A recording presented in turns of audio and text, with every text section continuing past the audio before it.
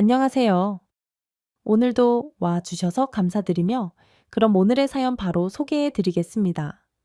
세상에 법 없이도 살 사람이 있을까요? 저는 그 말을 믿지 않거든요. 그리고 또 하나 태어날 때부터 선한 사람 끝까지 선한 사람이 있다는 것도 믿지 않았습니다. 즉, 성선설도 있을 수 없는 얘기라고 생각하고 살았죠. 오히려 태어날 때부터 악한 존재라는 성악설이 맞지 않을까 하는 게 제 오랜 생각이었습니다. 사람은 누구나 마음에 악한 구석이 있고, 그래서 어떤 기회가 되면 충분히 그 악한 모습을 드러내는 게 사람이라고 생각하며 살았는데, 결혼을 하고 저희 시아버지를 보면서 그 생각이 바뀌었어요. 태생부터 선하고 그 선함으로 사는 사람이 있구나. 법 없이도 살 수 있는 사람이 있구나라는 걸 저희 시아버지가 평생 증명하면서 살아오신 것 같았거든요. 처음에 저희 시아버지 만났을 때 사실 좀 당황했습니다. 말 한마디 한마디가 너무 진심인데다가 마치 누가 대본을 써준 것처럼 하시는 말이 가슴에 와서 콕콕 박히더라고요. 사람이 느낌이라는 게 있잖아요. 이 사람은 이 말이 정말 진심이고 한 점 거짓과 부끄러움이 없이 마음에서 우러나와 하는 거구나 하는 느낌이요. 시아버지를 만나 대화를 하면서 저는 이걸 너무나도 확고하게 느꼈습니다. 생판 모르는 남으로 만났음에도 아버님의 말 한마디 한마디가 제 눈물 버튼을 꾹꾹 누르는 것 같았거든요. 저희 시아버지가 저를 보자마자 너무나 인자하게 웃으시면서 제 손을 꼭 잡고 하신 말씀은 이거였어요. 내 아들 사랑해 주려고 마음 먹고 그렇게 마음 먹은 대로 사랑을 줘서 너무 고맙다. 내가 살면서 이 얼마나 갚을 수 있을지는 모르지만 네가 내 아들을 사랑하는 거 그 이상으로 내가 너를 사랑하고 아끼기 위해 정말 매 순간 최선을 다해 노력하마 고맙다. 아니 나이 드신 어르신한테 제가 그런 로맨틱한 말을 들으리라고는 생각도 못 했거든요. 그래서 제가 그날 아버님과의 자리가 끝난 후에 남편한테 물어봤습니다. 대체 아버님은 어떤 분이시기에 저런 얘기를 하실 수 있냐고요? 당신이 아버님 닮은 차에 늙어서 저런 노인이 되면 나는 아무 바랄 것도 없겠다고 말이죠. 섭, 그랬더니 남편이 머뭇머뭇하면서 자기가 사실 말을 안 한 게 있다. 그런데 오늘은 해줘야 될 것 같다라며 비밀 얘기를 하나 털어놓기 시작했습니다. 사실 아빠가 친아버지가 아니야. 그럼 어머님이 재혼하신 거야. 내가 초등학교 5학년 때 엄마가 친아빠랑 이혼하고 1년 정도 뒤였나. 내가 초등학교 6학년 말에 지금 아버지랑 재혼을 하셨어. 그럼 두 분이 어떻게 만나신 거야? 그건 잘 모르겠어. 그런데 우리 엄마 전적을 보면 뭐 엄마가 어디서 꼬셨겠지. 어머님 전적이라니 말하기가 좀 창피한데 우리 엄마 소희 얼굴 갑타는 여자거든. 지금은 좀 잠잠하신데 뭐 여튼 젊은 시절에는 진짜 남자친구도 많고 술도 많이 드시고 난 사실 그래서 엄마에 대한 정이 많지는 않아. 하려 오히려 재혼하고 지금 아버지가 나한테는 첫 부모 같은 그런 분이어서 늘 감사하지. 아, 그러면 아버님은 다른 분이랑 결혼하신 적은 없고 아버지는 초혼이셨대. 어머, 다른 자식 안 낳고. 그럼 당신만 키우면서 사신 거네. 그러자 갑자기 남편 눈이 빨갛게 달아오르면서 눈물이 차오르더라고요. 솔직히 좀 당황했습니다. 왜냐고 물었더니 남편이 그러는 거예요. 아버님이 재혼해서 자기 아들이 된 제 남편에게 어느 날 방으로 돌아와 이러시더래요. 며칠 전에 더 이상 아기를 갖지 않기 위해 본인이 수술을 하셨다고 말입니다. 채텀 아직 초등학교 6학년밖에 안 된 남편이 그 수술이 뭔지 알 도리는 없었지만 그래도 더 이상 아기를 갖지 않기 위해 자기 아빠가 수술을 했다는 게 어떤 의미인지는 깨닫잖아요. 깜짝 놀라서 왜 그러냐고 물었더니 자기 삶의 자식은 너 하나라며 나는 또 다른 자식이 생기는 걸 원하지 않는다. 나는 죽는 날까지 네 아빠로 살 거다. 그러니까 너도 당장은 힘들 수 있겠지만 조금씩 나를 아빠로 받아들여 주길 바란다. 내가 좀 더 노력하겠다라고 하셨다는 겁니다. 그 자리에서는 어버버하기 아무 말도 못하고 고개만 끄덕였는데 그날 밤새도록 베개에 얼굴을 묻고 펑펑 울었다고 하더라고요. 그리고 다음날 아침에 눈이 퉁퉁 불어서 나온 남편을 보고 아버님이 아무 말 없이 꼭 안고 정수리에 뽀뽀를 해주셨대요. 남편이 그러더라고요. 자기는 지금도 너무나 힘들거나 괴로운 일이 있으면 그날 그 시간 아버님이 안아주셨던 그 팔의 힘과 그때 아버님한테 났던 스킨 냄새와 아버님의 입술이 닿았던 정수리의 느낌, 그걸 떠올리면서 힘을 낸다고 말입니다. 그 얘기를 하면서 눈물을 뚝뚝 흘리는데 저까지 뭉클해가지고 같이 울어버리고 말았습니다. 저희 아버님 그런 분이세요. 그런데 그런 분이 왜 저런 여자와 살까라는 의문이 드는 게 바로 저희 시어머님입니다. 남편이 딱 한 번 그러더라고요. 친엄마인데 제발 저 사람이 새엄마였으면 좋겠다라는 생각을 한두 번 한 게 아니고 새아빠인데 저 사람이 정말 나와 피가 섞인 친아빠였으면 좋겠다라는 생각을 한두 번 한 게 아니었다고요. 지금은 그런 생각조차 하는 게 두 분한테 너무 죄스러워서 하지 않고 있지만 학생 때 특히 사춘기 때는 정말 하루에도 몇 번씩 그런 생각을 했다고 했습니다. 시어머니는 정말 유흥을 좋아하고 화려하고 제멋대로이신 분입니다. 물론 예쁘세요. 아주 예쁘시고 애교도 많으십니다. 그런데 일단 술을 너무 좋아하시고 본인이 예쁘다는 걸 잘 알아서 그 예쁜 거를 더 예쁘게 보이는데 많은 노력을 기울이시는 분이세요. 그래서 처음에 저를 만났을 때도 저는 어머님 눈에서 레이저가 나오는 줄 알았습니다. 머리끝부터 발끝까지 저를 쫙 훑으시는데 딱 눈에 써 있더라고요. 귀걸이는 얼마짜린지, 입술은 뭘 바른 건지, 제가 입은 옷은 어느 브랜드인지, 신은 구두는 어디 것이고, 가방은 어느 브랜드 어떤 가방인지를 한눈에 파악하는데 진심이셨어요. 하나하나 금액 계산하고 브랜드 체크하면서 제 수준을 평가하는 게 제 눈에 보이더라고요. 안 그래도 남편이 저한테 미리 귀뜸을 해준 게 있어서 어머님이 탐내실 만한 것도 아니되 무시하실 만한 것도 아닌 애매한 중저가 브랜드로 모두 맞춰서 입고 들고 신고 나가기는 했거든요. 쭉 한번 살펴보시고 어느 정도 제 수준이 파악됐다 생각을 하셨는지 그때부터는 마음껏 본인 자랑도 하시고 본인이 갖고 있는 거 갖고 싶은 거 편하게 말씀을 하시더라고요. 그냥 웃으면서 고개만 끄덕이고 내내 하고 왔지만 한편으로는 좀 걱정도 됐습니다. 예단과 예물을 대체 얼마나 원하실까라고 말이죠. 다행히 그 부분만큼은 남편과 아버님이 아주 강하고 확실하게 막아주셔서 과도하게 하지는 않았지만 저희 친정엄마의 충고로 슬그머니 시어머님께 아주 고급 명품 가방을 하나 사드렸어요. 세상에 아버님과 남편 몰래 그거 받고 얼마나 행복해 하시던지 그날부터 제 며느리 생활이 조금 편해지긴 했죠. 편해졌다고는 하지만 안심할 수 있는 건 아니었습니다. 저희 시어머니는 늘 어느 정도의 거리를 두고 있는 게 안전한 사람인 건 확실했습니다. 조금만 틈을 보여도 훅 다가와 사람 뒷목 잡게 하시는 분이었으니까요. 그나마 돈이라도 신나게 쓰고 사신이 망정이지 아니면 저와 남편이 진짜 들들 볶이느라 부부 사이도 안 좋게 만드실 그런 분이었어요. 다행히 저희 시아버지가 사업 수완이 좀 좋으신 편입니다. 그러다 보니 남편도 학창 시절부터 지금까지 그리고 저희가 결혼을 하는 그 순간까지도 아버님의 지원이 확실하게 컸어요. 게다가 아버님 사업이 잘 되다 보니 남편도 자연스레 그 사업을 물려받을 생각을 하고 있더라고요. 그래서 저랑 결혼하고 2년 정도 후에 다니던 회사를 그만두고 본격적으로 아버님 회사로 들어가 경영 수업을 받기 시작했습니다. 물론 규모가 아주 큰 사업은 아니기 때문에 직원 수도 별로 없고 경영 수업이랄 것까지는 없긴 했어요. 터몽 그냥 직원으로 들어가 아버님 옆에서 일을 배우는 정도였지만 그래도 나름 즐거워하면서 재미있게 잘 하더라고요. 그때도 저는 우리 아버님이 진짜 대단하다라는 생각을 했습니다. 아무리 마음으로 키웠고 친자식처럼 키웠다고 하지만 자기가 평생 잃고 온 회사를 그렇게 피 안 섞인 아들한테 물려주는 건 어렵다 생각했거든요.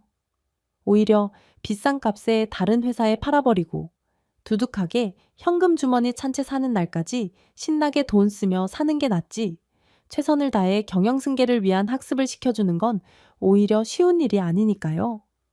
그런데 저희 아버님 하시는 걸 보니까 거짓이 한 점도 없이 정말 친아들 대하듯 하시더라고요. 참, 그래서 진짜 저는 제 남편이 비록 피는 안 섞였지만 보고 배운 게 있어서 아버님하고 똑 닮게 늙었으면 좋겠다라는 게 어느새 소원이 될 정도였습니다. 그러면서 한편 우리 집은 시어머니보다 시아버지가 오래 사셔야 집안이 화목하고 행복할 텐데 우리 시아버지 건강하셔야 될 텐데 제발 아프지 마셔라 라는 소박한 소원도 하나 생겼죠. 그런데 참 사람이 바라는 걸 다 이루고 살 수는 없더라고요. 평안한 가정, 성실한 남편 조금 문제성이 보이기는 하지만 그래도 크게 사고치지 않는 시어머니와 천사가 지구에 내려왔으면 이런 모습일까 싶은 시아버지. 경제적으로도 안정된 생활, 이렇게 다 갖춘 줄 알았는데 그 모든 저의 삶은 어느 날 시아버지가 픽 쓰러지시면서 산산조각이 나고 말았습니다. 아무리 남편이 경영 수업을 받고는 있다지만 거의 대부분 시아버지가 많이 맡아서 운영을 하셔야 하는 회사는 시아버지가 쓰러지신 지 한 달 만에 휘청휘청하기 시작했어요. 남편도 어쩔 줄을 몰라 이리 뛰고 저리 뛰고 하면서 수습하느라 정신이 없었습니다.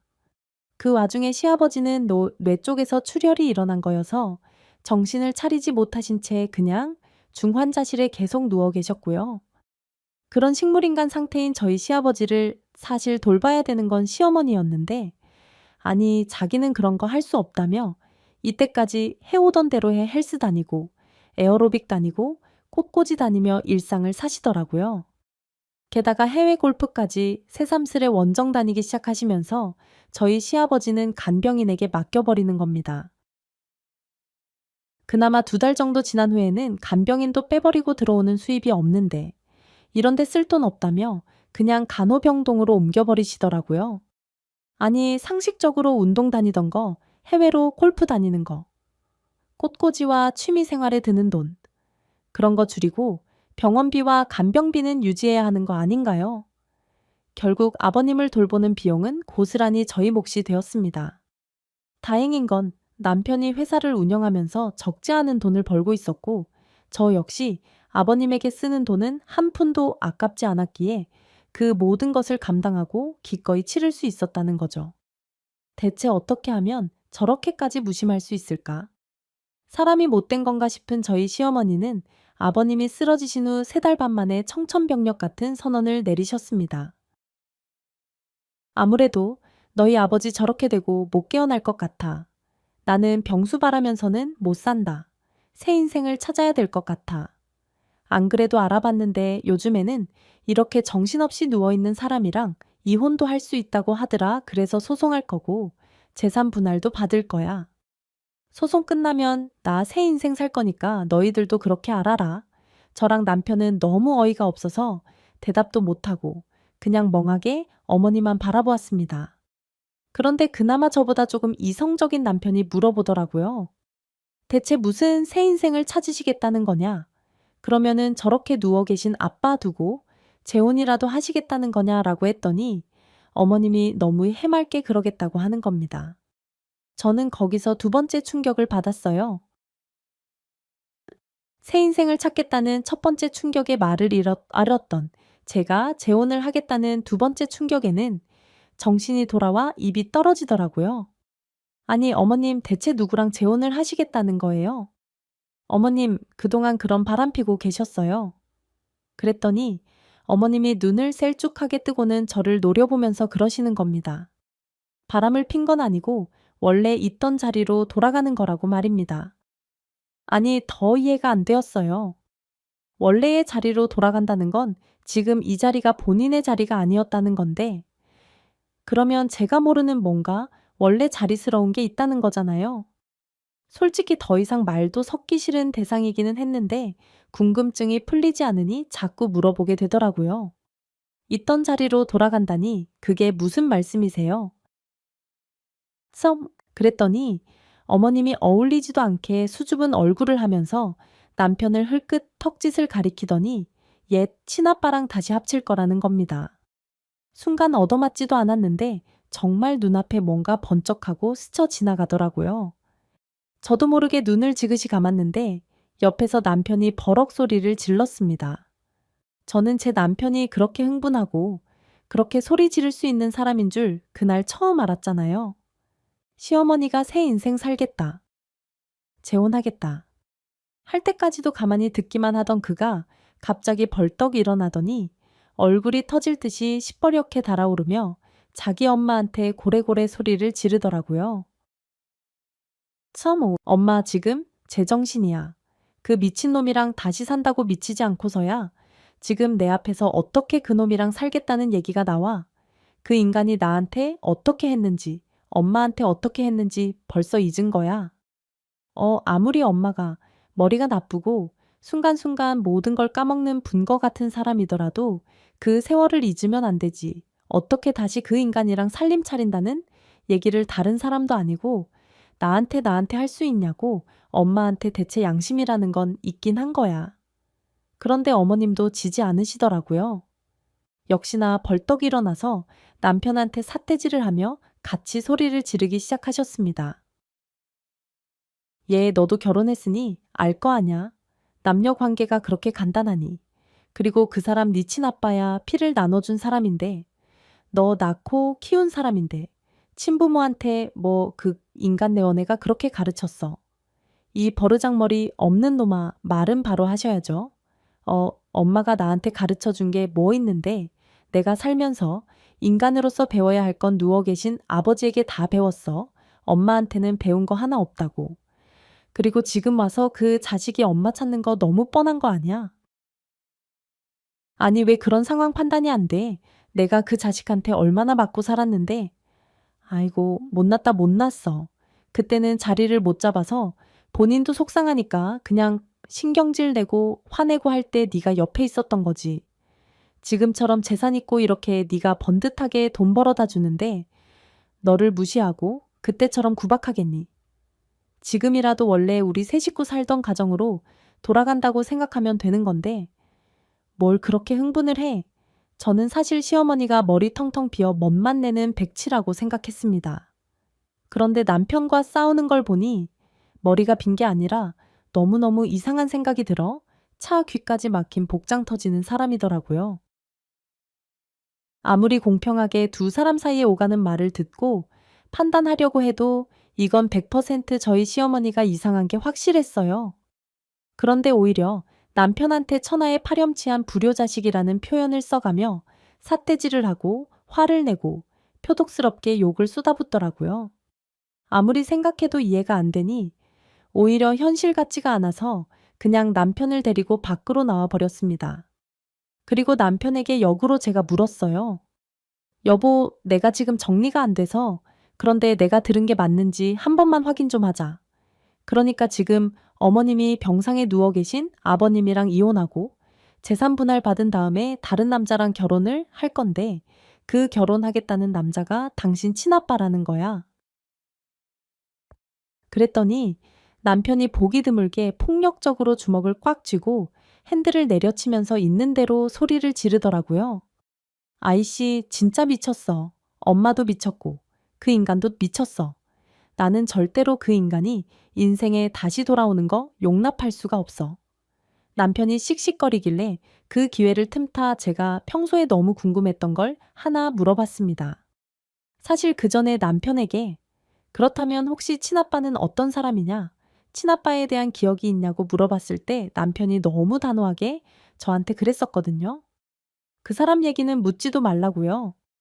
그래서 제가 그렇다면 딱 하나 살았냐 죽었냐만 알려달라고 했더니 그것도 묻지 말라며 입을 꾹 다물었습니다. 자기는 절대 그 사람에 대해서는 말도 하고 싶지 않고 생각도 하고 싶지 않다는 거예요. 그러더니만 제가 그런 질문을 하고 몇 달 정도 지난 후에 하루는 술을 잔뜩 먹고 와서 한 번 그러더라고요. 자기 사실 어렸을 때 엄청 구박받고 맞고 자랐다는 겁니다. 술만 먹으면 자기 친아빠라는 사람이 자기를 속옷만 입혀서 온갖 모욕을 주고 괴롭혔대요. 자식 때문에 자유롭게 살아야 하는 고귀한 영혼이 매여 있다고 했다나요? 그러면서 어린 남편의 멱살을 붙들고 흔들면서 자식 놈 때문에 저런 여자랑 살고 있다면서 너만 없으면 내가 얼마나 더 멋있는 여자들과 행복하게 살 수 있는데 쓸데없이 태어나서 사람 인생 망쳤다고 어린 남편에게 폭언을 퍼부은 겁니다. 그런데 그 와중에도 시어머니는 모르쇠로 일관 그 모든 폭언과 폭력을 남편이 혼자 받아낼 수밖에 없었다고 하더라고요. 학교 갈 무렵에는 이딴 공부해서 뭐하냐? 어디 나가가지고 소매치기라도 해서 돈이라도 벌어오라고 학교 가방을 발기발기 찢어발기는 일도 잦았고요. 교과서도 죄다 없애버려서 선생님들이 선배들이 보고 버린 교과서 하나둘 모아다 갖다 주고 그랬다네요. 가방도 교과서도 학교에 두고 혼자 있는 대로 기가 죽어 맨손으로 학교를 다녔다나 봐요. 게다가 수업 듣고 있는데 학교까지 찾아와서 술, 담배 심부름이나 할 것이지. 뭐하러 여기서 하지도 못하는 공부하고 있냐고 버럭버럭 소리질러 학교 수위에게 끌려나간 것도 한두 번이 아니라네요. 그래서 남편 초등학교 5학년 어머님이 맞다가 지쳐 이혼하던 그때까지 제 남편의 별명은 샌드백이었다고 했습니다. 친구들이 쟤는 아빠한테 맨날 얻어맞고 사는 샌드백이래. 쟤는 아빠가 맨날 미워하고 구박하는 샌드백이래라고 수군거리다가 붙여준 별명이었다고 하네요. 듣고 있는데 귀도 안 막혔습니다. 저랑 같은 세대를 살아온 남편이 그런 일을 겪으며 어린 시절을 보냈다는 것 자체가 믿어지지도 않고 믿고 싶지도 않았어요. 그리고 지금 제가 알고 있는 시어머니라는 사람이 그 모든 상황을 방관하고 모른 척한 못된 여자라는 것도 소름 끼치고 싫었습니다. 그리고 가장 마음이 아프고 저릿했던 것은 그 모든 얘기를 남편이 마치 남 얘기하듯 담담하게 아무 감정 없이 하고 있다는 거였어요. 보통 술에 취해 과거 얘기하면 울부짖는 것까지는 아니더라도 감정이 격해져서 훌쩍대기라도 하잖아요. 그런데 남편은 정말 생판 모르는 사람 얘기를 하는 것처럼 아주 무미건조하게 중간중간 격해진 감정은 호흡으로 끊어가며 그렇게 자기 얘기를 하더라고요. 너무 괴롭고 힘든 기억이라 절대 다시 꺼내지 않겠다고 다짐하고 깊이 아주 깊이 봉인해 둔 것을 기계적으로 꺼내 읊조리는 느낌이었습니다. 그러면서 남편은 어머님의 이혼 후 만난 새아버지, 즉 지금의 제 시아버지가 처음에는 좋고 싫고를 떠나 일단 친부에게서 벗어나는 것만으로도 너무나 행복했다고 얘기를 하더라고요. 어찌나 안쓰럽고 눈물이 나던지 저도 모르게 남편을 안고 펑펑 울고 말았습니다. 근데 그런 사람이 다시 어머니와 결혼해서 어쨌거나 가족 식구로 온다고 하니 남편 마음이 어땠겠어요? 그 복길 속을 생각하니 제가 다 만견자실이었습니다. 정말 남편이 병상에 누워있는 시아버지를 정말 친아빠처럼 따른다고 생각했거든요. 저라도 최선을 다해서 아버님을 돌보고 남편 마음의 짐을 좀 덜어줘야겠다고 결심했습니다. 그런데요, 시간이 점점 지날수록 혹시 내가 잘못 생각한 건가? 내가 사람을 잘못 보았나라는 상황이 벌어지기 시작했어요. 처음에 그렇게 펄펄 뛰던 남편이 어느 순간 자기 엄마가 재혼 준비를 하는데 그거를 돕고 있는 거예요. 그래서 제가 아니 당신 뭐 하는 거냐? 지금 어머님 정말로 아버님이랑 이혼하고 당신 친부랑 결혼하는 걸 허락이라도 하겠다는 거냐? 그랬더니 남편이 뭐라 그러는 줄 아세요? 본인이 하겠다는데 해야지 자기가 어쩌겠냐는 거예요. 그러면서 어차피 할 것 싸우면서 감정 소모할 거 없이 자기는 자식 입장에서 할 것을 하겠다나요? 정말 기도 안 막혔습니다.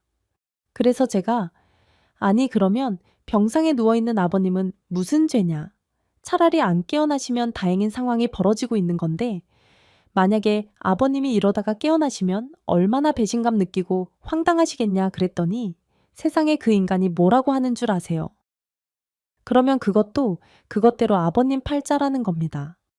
와, 제 남편이지만 저도 모르게 주먹이 불끈 쥐어지더라고요.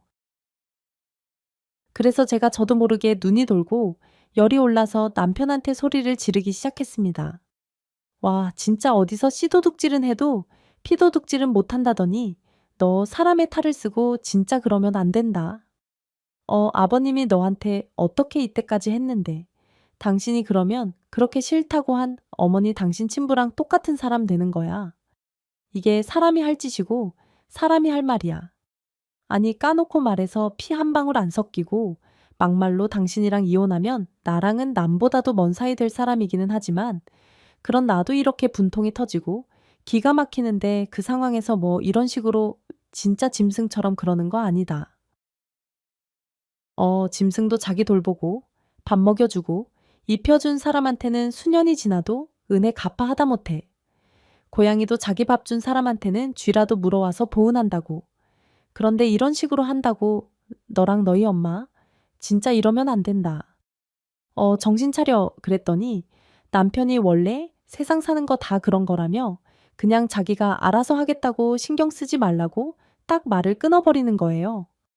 그 순간 저게 진짜 내가 사랑했던 사람 맞나 싶으면서 있는 정, 없는 정 다 떨어질 정도로 남편에게 정말 큰 배신감이 느껴졌습니다. 오히려 저희 시어머니는 남편이 더 펄펄 뛰고 반대할까봐 걱정했는데 너무나 수더분하게 결혼 준비도 돕겠다.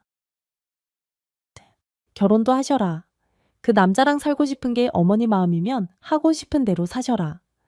이렇게 나오니까 혼자 아주 세상 다 가진 듯 뻐기면서 신나 하시더라고요. 아유, 자식 이기는 부모 없대더니 우리 집은 부모 이기는 자식이 없네. 내가 새끼 하나는 잘 키웠어. 그러면서 자기 세상 만난 듯 아나무인으로 아주 대놓고 신나게 이혼 준비를 하려고 하더라고요. 뭐 거기까지는 그럴 수 있겠다 싶었습니다. 하지만 제가 결정적으로 이 두 모자 정말 사람 아니다 하는 생각이 든 건 그 다음이었어요. 아직 아버님의 짐이며 아버님의 숨결이 그대로 남아있는 집에 그 남자를 끌어들여 동거를 하기 시작했거든요.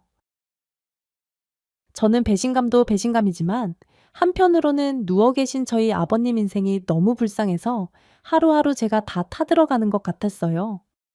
예전에 아버님이 저한테 한번 그러신 적이 있거든요.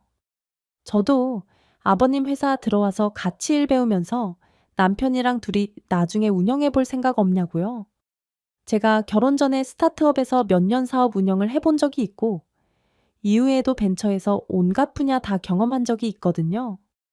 그걸 보고 아버님이 저한테 안정적으로 아버님 회사 다니면서 결혼 전에 경험했던 거 발휘해 볼 생각 없냐고 하신 거였는데 그때 저는 아이 남편만 하면 되지 뭘 저까지 하냐고 거절했었습니다. 아버님이 많이 아쉬워하셨지만 제 의견 존중해서 더 이상 물어보거나 권유하지는 않으셨고요. 참, 그런데 지금은 그것조차 후회가 됐습니다. 지금 이 상태로라면 아버님이 평생을 걸려 일군 그 회사피도 안 섞인 제 남편이 홀라당 먹고 그걸 가지고 저희 시어머니와 그 양아치 같은 남편의 친부가 그대로 가져가서 다 털어먹을 게 뻔하다는 생각이 들었거든요. 제가 시아버지 입장이라면 무덤에서 벌떡 일어나 통곡을 할 일이 아니겠나 싶은 거죠. 그런데 제가 무슨 힘이 있겠어요? 이미 남편은 아버님 없는 회사 완전히 자기가 장악해서 운영하고 있고 저희 시어머님은 자기 이혼과 결혼에 대해 그 누구도 맞거나 비난하지 않는 상황이니 날갯짓 훨훨하며 보란듯이 하하호호 다니기 시작했습니다. 그나마 초반에 남편이 펄펄 뛸 때는 제 눈치라도 보시더니 아들인 남편이 자기 편으로 돌아섰다 싶으니 제 눈치도 안 보더라고요. 글쎄 저보고 강남 제일 비싼 꽃집에서 부케 좀 만들어 달라고 하길래 저 태어나서 처음으로 귀머거린 척 몇 번씩 듣고도 무시하는 예의 없는 짓을 했잖아요. 다 늙어. 이상한 결혼하면서 드레스 입고 부케들 생각하는 것도 어이없고 꼴 보기 싫었지만 무엇보다 제일 꼴 보기 싫은 건 어머님과 동거를 시작한 제 남편의 친부라는 그 사람의 행태였습니다. 아니 언제부터 자기가 나를 봤다고 새아가 하면서 반말 딱딱 해가며 저한테 이런저런 일을 시키는데 진짜 속에서 천불이 솟더라고요. 앞으로는 내가 시아버지지. 사실 엄밀히 말하면 내가 진짜 시아버지 아니냐. 괜히 남편이 내 몸의 일부를 딱 가지고 태어났잖냐. 아이 피는 못 속이는 거거든. 이 핏줄이 물보다 진하에. 너는 그러니까 앞으로 나를 성실하게 모셔라. 응, 알았냐. 그리고 나는 며느리들이 그렇게 시아버지한테 작작 앵기고 그러는 게 좋더라. 며느리가 따라주는 술도 마시고 싶고 응? 며느리가 주는 용돈도 받고 싶고 그런 게 얘의 시합이 소원이다. 아니, 내 주변에서 얘기 들어보니까 아들이 주는 용돈이랑 뭐 며느리가 주는 용돈은 또 느낌이 그렇게 다르다고 하네. 그리고 앞으로 내 옷이랑 이런 것은 아니, 저기 어머니랑 의논해서 네가 좀 사오고 원래 그 며느리들이 그 뭐냐 시아버지가 좀 세련되게 늙을 수 있게 뭐 이렇게 옷도 좀 사주고 그런다고 하더라. 네 남편 좋아하는 것만큼이나 저기 시아버지 시어머니도 잘 모셔야 된다. 아이, 어른을 잘 공경해야 그게 사람이지. 애 어른을 사람으로 태어났으면 아이 그런 걸 잘해야 돼. 말끝마다 저한테 동의를 구하고 싶은지 응응 하며 대답을 요구하며 말 같지도 않은 말을 길게 길게 늘어놓는데 솔직히 귀를 막고 버럭 소리를 지르고 싶더라고요. 제 머리끝까지 소순화와 함께 입 밖으로 튀어나오려던 제 욕을 참느라 정말 힘들었습니다. 사람으로 태어났으면 이딴 식으로 사시면 안 되죠. 라는 말이 입술까지 나왔지만 정말 허벅지를 꼬집어가며 꾹 참았습니다. 게다가 옆에서 시어머니는 얼마나 얄미운 얼굴로 그 남자 옆에 착 붙어서 저를 위아래로 훑어보며 고개만 끄덕이고 있던지. 그날 또 황당한 일이 하나 있었습니다. 제가 그동안은 가지고 있던 액세서리며 가방 옷 이런 거 시어머니 눈에 안 띄게 하려고 대충 입고 다니곤 했거든요. 어떤 분인지 아니까 제 나름대로 조심하느라요. 그런데 시어머니가 재혼하겠다고 난리친 이후에는 저도 에라 될 대로 되라 하고 조심하는 거 없이 제 취향껏 들고 다니고 입고 다녔단 말이죠. 그런데 시아버지가 멍멍이 소리를 꿰뚫 해댈 때 제가 입고 있던 옷이 아마 시어머니의 취향이었나 봅니다.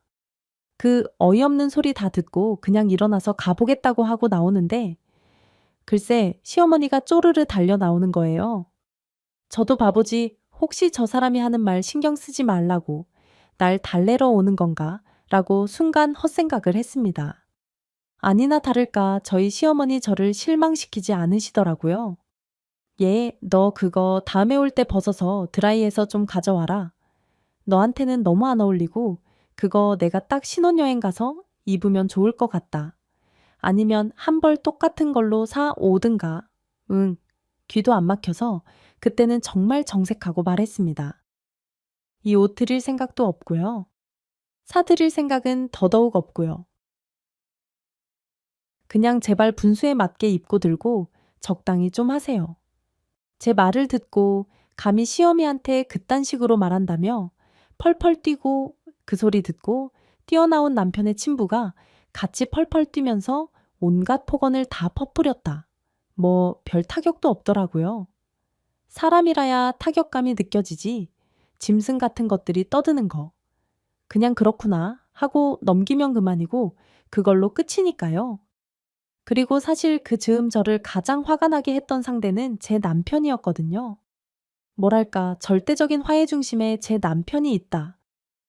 보니 다른 건 그냥 격가지처럼 느껴졌다고나 할까요? 제가 대체 어떤 인간이랑 결혼을 한 건지 제 스스로도 의심이 들 만큼 너무 실망스러운 겉투성이었습니다. 우선 첫 번째로 용돈 드리는 것도 싫어하던 사람이 자기 엄마가 결혼한다고 얼마가 필요하다 그러면 어디서건 그 돈을 마련해서 주더라고요. 제가 대체 그 돈이 다 어디서 났냐고 달달 볶아도 대답이 없이 어디선가 마련해 계속 갖다 대는데 환장할 노릇이었습니다. 두 번째로 제가 짜증나고 속상하고 어이없었던 건 그 사람이 시아버지에게 하는 행동이었어요. 글쎄 시어머니 결혼 준비하면서 병원에 있는 저희 시아버지에게 발걸음을 끊었더라고요. 저는 사실 회사 일하며 바쁜 와중에도 그래도 일주일에 몇 번은 가서 자기 아버지 들여다보는 줄 알았거든요. 그런데 병원 간병인한테 연락이 오더라고요. 필요한 것들이 있어 문자 보냈는데 남편이 답이 없다나요? 그때 알았습니다. 네. 제가 너무나도 속상하고 억울한 마음에 혼자 병원에 가서 아버님을 쓰다듬으며 어서 일어나시라고 빨리 건강해지셔야 된다고 하니 간호사랑 의사 선생님이 저를 보고 그러시더라고요. 이 환자분은 왜 찾아오시는 분이 며느리밖에 없는지 모르겠다고 혹시 시어머니와 아들은 많이 바쁘냐고 말이죠. 그때마다 할 말이 없어서 그냥 시어머니는 좀 멀리 가 계시고 제 남편은 병원비 때문에 좀 열심히 일하느라 못 온다고 핑계를 대면서 제 속에서는 천불이 솟았습니다. 저라도 우리 불쌍한 아버님 끝까지 잘 돌봐드려야지 라는 결심을 하던 어느 날 정말 제가 와, 이 인간이랑 이혼해야 되나라는 상황이 발생을 했어요. 남편이 밥 먹다가 갑자기 저한테 그러는 거예요. 어머니 결혼 이벤트를 좀 성대하게 해드려야겠어. 저도 모르게 밥 먹던 숟가락을 남편에게 던지고 말았습니다. 남편이 눈이 휘둥그레져서 저를 쳐다보더라고요. 제가 한 번도 남편한테 장난으로라도 꿀밤 한 번 때린 적이 없었거든요. 그런데 밥 먹던 숟가락을 던졌으니 얼마나 놀랐겠어요. 숟가락을 던지고 나서는 남편한테 버럭 소리를 질렀습니다. 너 진짜 미쳤구나. 아무리 머리 검은 짐승 거두는 거 아니라고 하지만 나 사실 그 말은 안 믿었거든. 아니 짐승도 자기 구해준 사람은 알아보고 꼬리를 치는데 하물며 인간인데 인간이면 은혜는 못 갚아도 배신은 말아야지. 네가 그러면 안 되지. 진짜 당신 정말 큰 벌 받아. 적어도 아버님을 돌보거나 아버님한테 잘하지는 못해도 아버님을 불쌍하게 만드는 일에 가담하지 말았어야지. 네가 그러고도 인간이냐? 그리고 제가 정말 머리끄덩이라도 잡으려고 벌떡 일어났더니 남편이 저한테 그러는 겁니다. 나도 다 생각이 있어서 그래 네가 어떤 마음인지 아는데 그냥 나 조금만 믿고 일단 내가 하자는 대로 따라와줘. 당신이 그렇게 화내는 거 충분히 이해하고. 고마워. 당신이라도 그렇게 화를 내줘서 사실 내 마음이 좀 덜 불편해 어이가 없더라고요. 결국 지도 잘못하는 거 알지만 하겠다는 거잖아요. 그게 더 얄미웠습니다. 사람이 모르고 하면 몰랐으니까 하고 이해라도 하고 용서할 여지가 있는데 이건 다 알면서도 하겠다는 거니까 더 답답하더라고요. 그리고 내가 화를 내주니 자기가 상대적으로 마음이 덜 불편하다는 거잖아요. 세상에 이런 어이없는 책임 정화가 어디 있습니까? 너무 기가 막혀서 꼴도 보기 싫더라고요. 그래서 그날 저는 안방 문을 잠그고 남편이 방에도 들어오는 것도 막은 채 혼자 잠들어 버리고 말았습니다. 다음 날 그래도 어떻게 준비를 했는지 나가고 없더라고요. 저만 혼자 속에서 천불이 솟아서 냉수만 오전 내내 들이켰는데 남편한테 문자가 왔어요.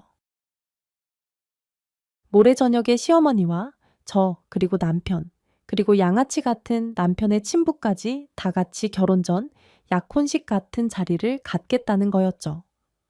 그러면서 주소를 보내줬는데 세상에 엄청 비싼 호텔이더라고요. 갑자기 두통이 몰려오기 시작했습니다. 차라리 이 두통이 계속 지속돼서 자리에서 일어나지도 못할 만큼 아파 그 자리를 안 갔으면 좋겠다는 생각만 들었어요. 아무리 생각해도 납득도 안 되고 이해도 안 돼서 자초지종이라도 듣고 싶은 마음에 남편에게 전화를 했는데 거기다 대고 설명도 해명도 변명도 않고 그냥 제가 와줬으면 좋겠다고 참석만 해줬으면 좋겠다고 하더라고요. 그 다음에는 어떤 말을 하건 어떤 행동을 하건 자기가 참견하지 않겠다고 말입니다. 아, 이 인간이 진짜 미친 거구나. 진짜 미쳤나 보네. 그쯤 되니까 살짝 무서운 생각도 들었습니다. 진짜 정신을 놓아서 이런 짓을 하는 게 아니라면 정말 하나도 이해가 되지 않는 상황이었거든요.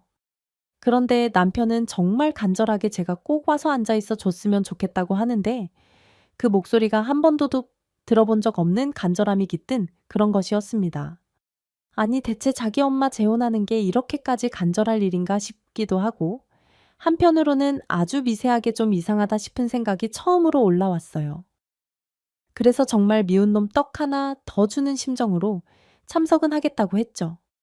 하지만 제 마음은 지옥이었어요. 너무나 미안한 마음에 그날이랑 그 다음날 아버님을 뵈러 병원도 못 가겠더라고요.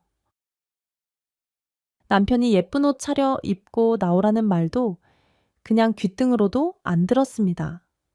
그래서 처음에는 대충 아무 옷이나 잡힌 대로 주워 입고 가려고 했는데 갑자기 제가 초라하게 가면 시어머니가 어쩐지 더 행복하실 것 같은 거예요. 그래서 남편한테 문자로 물었습니다. 나 약혼식에 입고 갈 옷이 없다. 백화점 쇼핑 좀 해도 되냐고 했더니 사고 싶은 만큼 사라고 하대요. 그래서 어디 한번 그 말 후회해봐라 하는 심정으로 백화점으로 달려가서 명품 매장으로 들어갔습니다. 그리고 그날 저는 난생 처음 간 브랜드에서 완전 VIP 등극했잖아요. 살면서 이런 금액의 옷과 가방, 구두를 살 거라고는 상상도 안 해본 금액을 아낌없이 남편 카드로 지불하고 나왔는데 문자가 오더라고요. 옷 산다 하지 않았어. 혹시 어디 땅이나 집 샀어? 그러거나 말거나 전 네가 사라고 했으니 샀다라는 답과 함께 이후에 오는 모든 연락은 안 받았습니다. 어유 비싼 게 좋긴 좋더라고요. 귀걸이에 목걸이에 반지 구두에 가방, 옷까지 정말 어디 전세 하나는 구할 수 있을 것 같은 금액을 휘두르고 표정은 썩은 차에 정말 똥 씹은 얼굴로 도살장 끌려가는 소의 심정을 한 채 호텔에 들어섰어요. 세상에 저희 시어머니 어디서 그런 옷을 맞춰 입었는지 반짝이 잔뜩 붙은 어깨가 살포시 드러난 드레스를 입고 앉아 계시더라고요. 세상에서 자기가 가장 화려하고 예쁘고 싶어 있는 대로 안달부린 티가 팍팍 났습니다. 늙은이가 정말 주책이다 싶어서 얼굴에 있는 대로 싫은 티를 내며 인사했더니 시어머니가 아니나 다를까 저를 위아래로 훑어보며 그러시는 겁니다. 너 옷 샀니? 네, 어머님 약혼식이라 하나 사 입었어요. 그거 명품 아니니 그럴걸요? 그냥 맘에 드는 게 이거밖에 없더라고요. 세상에 얘 너 너무 예의 없고 교양도 없다. 그래도 오늘 주인공은 난데 네가 그렇게 비싸고 좋은 거 입고 오면 어떡하니? 무슨 말씀이세요? 결혼식 날 흰색 원피스 입고 간 것도 아닌데 그리고 어머님 지금 있는 대로 반짝이 붙은 거 어깨 내놓고 입으셨잖아요. 얘 이거 다 해봐야 네 귀걸이 한자 값도 안 나와. 그러거나 말거나 저는 제자리에 앉아서 모르쇠로 일관했습니다. 사실 교양이 없는 건 어머니시죠. 누워 계신 아버님과 이혼도 완료되지 않은 상태에서 약혼식을 한다고 그렇게 드레스에 떨쳐 입고 오시는 게 정상인가요? 라는 얘기가 목 끝까지 나왔지만 저는 아무 말도 하지 않고 그냥 썩은 미소만 지으며 고개를 까딱하고 자리에 앉았습니다. 옆에 앉아 계신 남편의 친아버지라는 사람은 더 가관이었어요. 어디서 밤무대 가수가 입을 법한 번쩍번쩍한 양복을 입고 앉아가지고 교양 없게 정말 다리 달달 떨면서 저희 어머님 볼에 뽀뽀를 쪽쪽 해대며 그러더라고요. 아, 이거 명품인지 짝퉁인지 어떻게 알아? 아, 임자가 명품이니까. 화 풀어. 아, 이렇게 여왕님처럼 예쁘게 입고. 왜 그래? 원래 대 좋은 날 저렇게 고춧가루처럼 끼는 것들이 하나씩 있어야. 아니, 나중에 다 추억 생기고 그러는 거니까. 느그러운 자네가 이해하세. 응. 아이, 그나저나 오랜 세월 돌아서 드디어 내 인연을 만났네. 응? 아, 이제 남은 생은 돈 써가며 행복하게 즐기며 삽시다. 응. 아이, 사랑하오. 글쎄, 저를 앞에 두고 이런 얘기를 하는 겁니다. 아니, 대체 그게 누구 돈이랍니까? 저희 시아버지가 피땀 눈물 흘려벌고 모으고 불린 돈인데 그거를 왜 저 여자와 저 남자 둘이서 쓸 생각을 하는지 정말 기도 막히지 않았습니다. 이런 사람들이 벌을 받지 않는다는 게 정말 세상이 망하는 징조라는 생각까지 들면서 제가 다 억울하고 속이 상해서 눈물이 쏟아질 지경이더라고요. 그 와중에 제 남편은 어디 갔는지 코빼기도 안 보여서 결국 제가 전화를 했습니다. 벨이 한 3번쯤 몰리니 전화를 받더라고요. 늦지 않게 오라며. 당신 어딘데? 아, 나 좀 밖에서 모시고 갈 사람들이 있어서 또 누가 와, 이벤트 할 사람들 좀 기다려봐. 다 왔어. 제가 전화를 끊자 시어머니가 의아한 얼굴로 저한테 물어왔습니다. 누가 또 온대 진짜 대답해주기 싫었는데 어쩔 수 없더라고요. 아, 요 앞에서 이벤트 할 사람들 모시고 들어온대요. 시어머니 얼굴에 정말 꼴 보기 싫게도 화색이 확 돌더라고요. 아야, 그래. 아이, 안 그래도 약혼식인데 너무 소박하다. 했다. 아이 그 비싼 호텔에 그 뭐냐? 이 바이올린 키고 노래하는 사람들, 그런 사람들 불렀나 보다. 이벤트 한다고 하더니 제대로 할 모양이네. 아이, 그 녀석이 나 닮아서 뭘 하면 좀 제대로 해. 에엥 그랬더니 시어머니 얼굴이 환하게 되면서 있는 대로 신난 표정이 되더라고요. 어머, 그런가 봐. 우리 아들네가 잘 키웠어. 아주 이벤트를 제대로 준비했던 모양이야. 얘, 너는 좋겠다. 내 아들 같은 애랑 결혼해서 살아서 너 이 남편 낳아주고 키워줘서 고맙다고 우리한테 평생 잘해야겠다. 그치 제가 도저히 참지 못하고 버럭하려던 그때였어요. 넓은 룸 문이 벌컥 열리며 10명이 넘는 사람들이 갑자기 쏟아져 들어오더라고요. 그런데 그 사람들을 보던 시어머니와 옆에 있던 남편 친부의 얼굴이 점점 하얗게 질려가는 겁니다.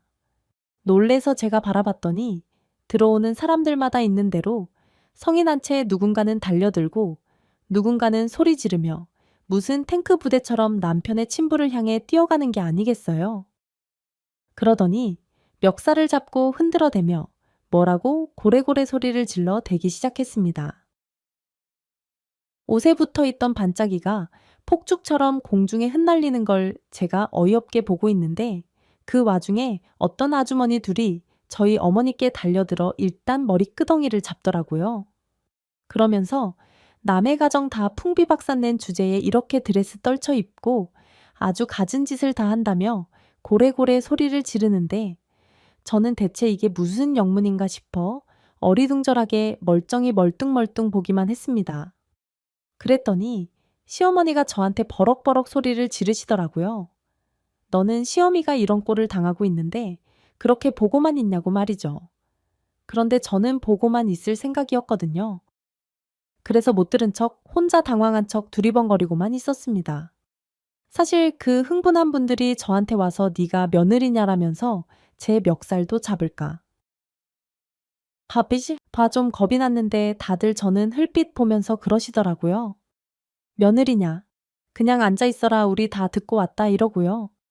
아니 저도 모르는 뭔가를 듣고 오신 분들이라는데 점점 더 영문을 모르겠더라고요. 남편 친부가 입은 옷은 이미 넉마가 되어 있고 시어머니는 기껏 비싼 미용실 가서 한 머리봉두 난 발 산발이 된 채 어떡하든 옷만 지키려는 듯 두 손으로 푹 파인 어깨 쪽을 열심히 걷어오르 올리는데 최선을 다하고 있었습니다. 중간중간 저한테 거기 서서 뭐 하냐고 소리를 지르셨지만 모든 게 너무 아수라장이고 정신이 없어서 제 정신 챙기기도 버거웠거든요. 뭐 도와드릴 마음도 없긴 했지만요. 그럼에도 불구하고 대체 이게 무슨 상황일까? 좀 흥분한 그분들이 하시는 얘기에 귀를 기울이며 파악하려고 애쓰고 있는데 그때 남편이 들어와서 제 옆에 서더니 아주 차분하게 이러는 게 아니겠어요. 어떠세요? 두 분 제가 준비한 이벤트 마음에 드세요? 남편의 친부가 어디서 그런 힘이 나왔는지 자기한테 달려들던 사람들을 뿌리치고 남편에게 달려들며 버럭버럭 화를 내면서 마치 도깨비 같은 얼굴로 소리를 지르더라고요. 네가 이런 식으로 낳아준 아빠 뒤통수를 쳐. 네가 그러고도 새끼냐? 응. 네가 그러고도 자식이야. 응. 그랬더니 남편이 아주 싸늘한 목소리로 얘기하는 겁니다. 제 진짜 아버지는 병원에 누워 계세요. 본인이 배신당하고 뒤통수 맞은 것도 모르고 그저 가족들 걱정만 하면서요. 저는 아들 된 도리로 제 아버지를 배신한 사람들에게 벌을 준 것뿐이에요. 두 분이 아주 저지르신 사기가 다양하고 많아서 그 피해자들 모으는데 좀 힘들더라고요. 아주 일부만 어느 시간 되셔서 참석하신 거니까 나머지 분들한테는 법정에서 변명하시건 해명하시건 하시죠. 제가 너무 놀래서 남편에게 물었습니다. 대체 이게 무슨 상황이냐고 말이죠. 그래서 남편이 일단 나가서 얘기해 주겠다고 그러고 어머님 그리고 남편의 친부 잔뜩 성이 난 그 무리들을 두고 저를 데리고 나오더라고요. 아니 뭐야? 이게 대체 무슨 상황이야? 내가 말했잖아. 아주 성대한 이벤트 벌릴 거라고 이제 시작이지. 뭐 아니 이게 무슨 이벤트인데 사실 아버지랑 같이 사업을 운영을 하다 보니까 자금 흐름이 보이잖아. 아버지가 이래저래 어머니 때문에 메꿔주신 돈들이 보이더라고. 여쭤봤더니 어머님이 갯돈 들고 킨 것도 있고 여기저기 사기를 좀 치신 것도 있고 그거를 아버지가 이때까지 묵묵히 다 메꿔주셨던 모양이더라고. 그런데 그것도 진짜 일부였던 거지. 내가 알아보니까 피해자로 아직 남아있는 사람들이 있더라고. 그 사람들 찾아갔지 당연히 어머니에 대해서 이를 갈고 있는 사람들이었고 그리고 참 친부라고 하기도 정말 창피하지만 아주 사기를 밥 먹듯 쳤더라고. 몇 년 전에 마지막 사기를 치다가 우리 엄마랑 다시 눈이 맞았고 그렇게 두 사기꾼이 결혼을 계획한 거지. 뭐 그래서 두 사기꾼한테 원한을 가지고 있는 사람들 다 모았어. 약혼 선물로 이거보다 좋은 선물 없지 않겠어. 당신 그러면 아버님 배신한 거 아니었네? 당연히 아니지. 배신이라니 당신 아직도 나를 그렇게 몰라. 우리 아버지 나를 정말 친자식, 그 이상 목숨처럼 사랑하는 유일한 존재야. 생물학적 부모, 아무 소용없어. 나한테 부모는 우리 아빠 하나야. 우리 아버지 잘못되면은 나도 잘못되는 거고 우리 아버지를 잘못되게 하는 사람들은 나한테도 적이야. 그런데 왜 이때까지 나한테 말 안 했어? 일단 저분들을 다 찾아서 모을 수 있을지 없을지 확신이 없었어. 만약에 다 모으지 못하면 다른 방법을 찾아야 하는데 아무리 생각해도 다른 방법은 못 찾겠더라고. 전국에 퍼져 있는 사람들을 찾는데 정말 정신이 없고 바빴어. 그래도 그동안 당신이 아버지 챙기고 병원 다녀줘서 내가 그나마 덜 죄송한 마음으로 피해자들을 찾을 수 있었던 거지. 그리고 결정적으로 너 뭔가 못 숨기잖아. 얼굴에 다 드러나고. 그런데 우리 엄마 평생 사기친 사람이라 진짜 눈치가 백만 단위거든. 네 얼굴에 뭔가 기묘한 게 느껴진다 하면 바로 의심하고 몸살일 게 뻔해서 조심하느라고 말 못했어. 이거 정말 큰 이벤트인데 너한테 들키면 다 들키는 거라 차마 말 못했지 미안해. 그래서 내가 오늘까지만 좀 서운하기는 했지만 듣고 보니 일리는 있더라고요. 제가 진짜 표정에 뭘 숨기지를 못해서 아마 이런 이벤트가 있었다는 걸 알면 지금처럼 대놓고 싫은 표정 짜증나고 화나는 얼굴 절대 못했을 거예요. 어디 한번 두고 봐라 하는 고소함 가득한 얼굴로 시어머니 의심을 샀을 건 자명했습니다. 그렇게 제 남편의 성대한 이벤트는 아주 성공적으로 치러졌습니다. 엄마와 남편의 친부는 아주 여러 개 걸린 사기죄로 경찰에서 조사를 받고 도주의 우려까지 있는 마당이라 재판정까지 수감이 되었어요. 어머니와 남편의 친부는 어떻게 친부모한테 이렇게 등에 칼을 꽂을 수 있냐고 펄펄 뛰며 변호사를 구해달라, 보석금을 내달라, 집행유예로 어떻게 하든 나오게 해달라, 합의를 해달라. 오만 요구를 다 했지만 제 남편 정말로 칼같이 아무런 요구도 들어주지 않더라고요. 그리고 두 분이 각각 제값 제대로 받으셨으면 좋겠다는 말과 함께 더 이상 연락도 받지 않기 시작했습니다. 그리고 묵묵히 회사 일에만 매진했어요. 저도 남편에게 말해서 팔 걷어붙이고 회사 경영에 참여해서 둘 다 밤낮 없이 일하기 시작했습니다. 아버님이 눈 뜨면 200배 성장한 성장지표 그래프 갖고 가서 아버님한테 칭찬받고 싶다나요? 그래서 제가 그랬죠. 남자가 쪼잔하게 고작 200배를 목표로 하냐? 우리 아버님 힘나려면 1000배는 해야 한다. 그랬더니 남편이 눈으로는 울고 입으로는 웃으면서 절 안아주었습니다. 꼭 그렇게 해서 아버님 기쁘게 해주자고요. 남편의 그런 바람이 통했는지 아버님은 조금씩 의식이 돌아오시기 시작했습니다. 그리고 어느 날 갑자기 정신을 차리고 의식을 찾으셨는데 놀랍게도 그날은 시어머니와 남편 친부 두 사기꾼의 첫 공판 날이었어요.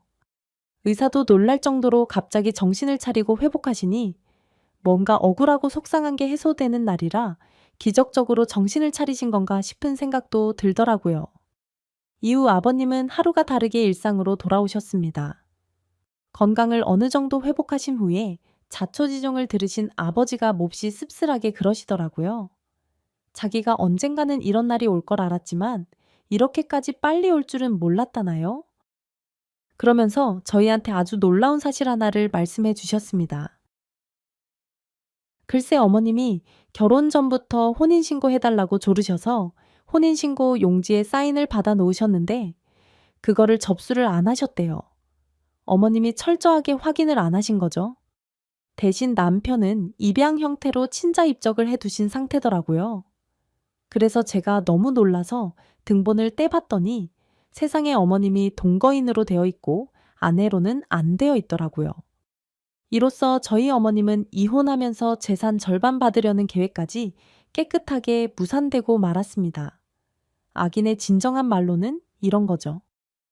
저희 시아버님에게 정말 충성을 다하는 착한 며느리로 한번 끝까지 잘 모셔보려고요.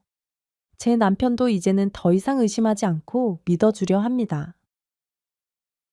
너무 기가 막히게 저를 잘 속여 넘겨서 남편한테 분노했던 게 좀 속상하긴 하지만 그래도 멋진 이벤트를 벌여서 두 사기꾼을 벌받게 해줬으니 저를 속인 것 정도는 용서해 주려고요. 제 이야기는 여기까지입니다.